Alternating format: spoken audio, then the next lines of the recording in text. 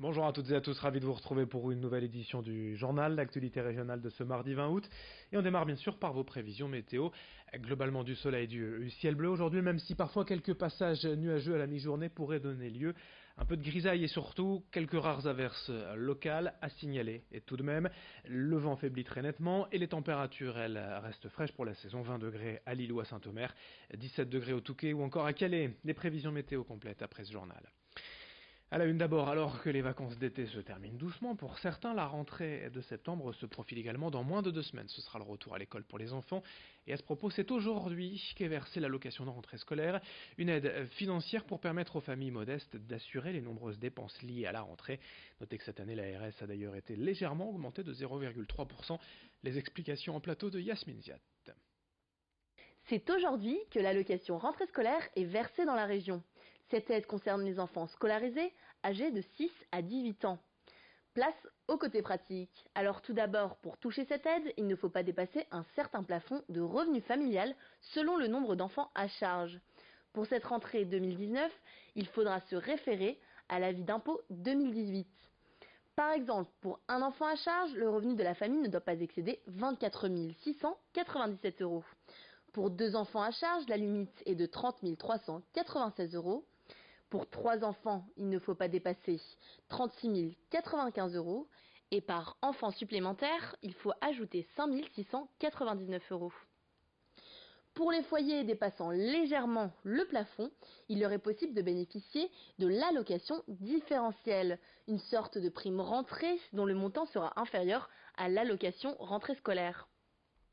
Il y a néanmoins des cas particuliers, comme pour les enfants entrant en CP, mais qui n'auront 6 ans qu'en 2020. Les parents doivent alors fournir un certificat de scolarité et une déclaration de ressources 2017. Pour conclure, depuis 2014, ce sont près de 3 millions de familles qui bénéficient de cette allocation, soit une moyenne de 700 € par foyer. Ce coup de pouce coûte en moyenne 2 milliards d'euros par an à l'État.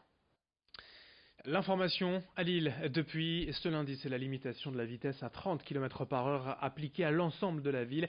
D'ici le mois de novembre précisément, 88% des rues seront limitées à 30 km/h. Seuls quelques grands axes et boulevards structurants resteront à 50.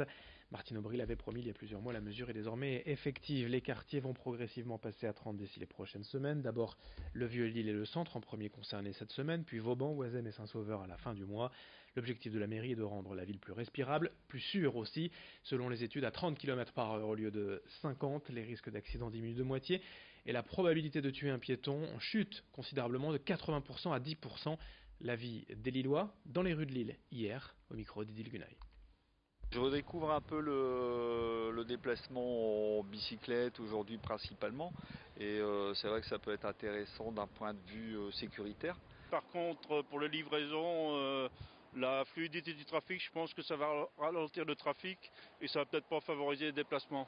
C'est beaucoup plus rassurant pour les cyclistes et pour nous les chauffeurs taxi, ils nous embêtent moins les chauffeurs à klaxonner derrière et tout. Donc sur des petits espaces, devant des écoles, des endroits qui sont sensibles, c'est vraiment positif le 30 km/h. Mais dans certains centres-villes, parfois on a un 30 km/h qui dure sur 1 km. Et là, c'est pas forcément justifié. Il n'y a pas si longtemps, on a failli se faire renvoyer par une voiture, donc pourquoi pas. Et puis c'est plus sécuritaire, c'est toujours plus sympa que les centres-villes soient faits pour les piétons. Donc oui, voilà. Et d'ici le mois d'octobre, des radars pédagogiques vont aider à se familiariser avec cette limitation de vitesse, puis la police commencera à contrôler et verbaliser les récalcitrants, histoire de s'habituer doucement à ralentir. On termine avec un sujet qui va beaucoup nous occuper dans les jours à venir, qui concerne les antiquaires tout au long de l'année. La braderie de Lille, bien sûr, dans moins de 2 semaines, les 31 août et 1er septembre, les professionnels seront réunis. Boulevard de la Liberté, l'événement est chaque année très prisé, et parmi les figures historique de la région, il y a Jacques Druon, installé à Lille depuis 40 ans.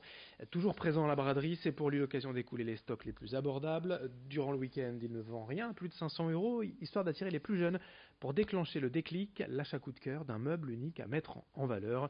On l'écoute au micro d'Idil Gunay.